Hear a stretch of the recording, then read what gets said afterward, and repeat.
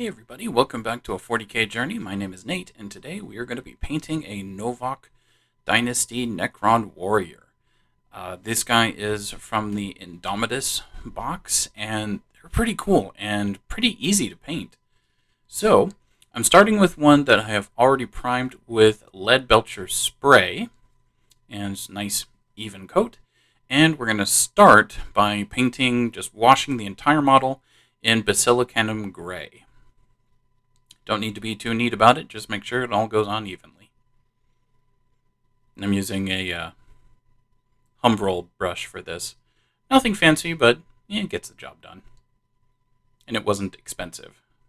So, alright, looking good.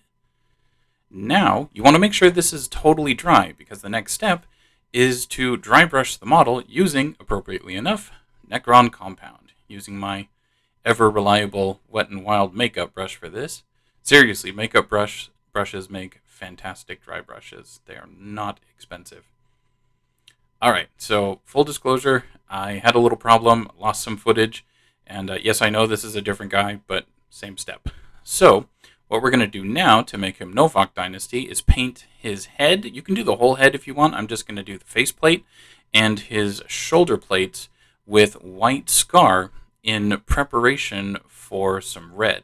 What we're going to do here is just go over the parts with white scar, but then we're going to go back and do a little bit more stronger edge highlighting on the edges. This is going to essentially pre-highlight the Baal Red contrast paint we're about to use. And Baal Red's fantastic. I mean, it goes on so well. It's nice and even. Again, with most contrast and thinner paints, just don't let it pool anywhere, and you should be good to go. And if you're happy with the way this looks afterward, leave it. I think it looks great, and it's certainly battle ready. But if you want to take it just a little extra step, go back in with some Wild Rider Red, and go back on those edge highlights you already did before, and that will make it really pop. You can also use Evil Sun Scarlet for this, but I find that to be a little too close to the Baal Red to really make a difference. I think the Wild Rider Red really stands out, really pops.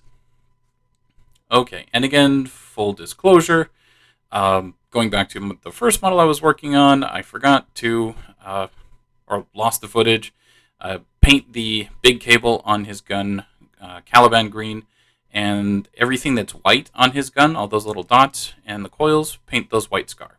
Now, everything we painted white scar, the eyes and all the parts on the gun, we are going to go over with Tesseract Glow. This is a pretty cool technical paint. It looks pretty awesome when it's all said and done. And what you can do is make it flow, use just a little bit to flow into the area around the glowing bits, and so it looks like, their glow is spreading. It's almost like object source lighting, just a little kind of light version of it. Okay, now we are coming back in with black Templar contrast paint, just going over what would be the black areas of his Gauss weapon here. And I'm using black Templar instead of like Abaddon black because I want it still a little metallic. I don't want it completely flat black. I don't think that looks great. And you can paint the rest of the barrel and some other parts again if you want. Personally, I like the way they look now, so I'm just going to leave them. And now we're coming back in real quickly with our Baal Red and do another part. That's the Ankh and the little sarcophagus, I guess it's shaped, on his chest. We're doing that with the Baal Red. Doesn't need to be neat, and I didn't bother edge highlighting it just because you wouldn't see light on that anyway. I mean, looking down from the top, you can't see it. Then, very carefully, use white scar, just kind of edge highlight with the edge of your brush on the Ankh design. And lastly, go back over it with Tesseract Glow, and you're done. That's all it takes. These guys come together really quickly, and they look fantastic. So thank you so much for joining me for another episode of a 40k journey. Please like and subscribe if you enjoyed the video, and consider supporting the channel on Patreon.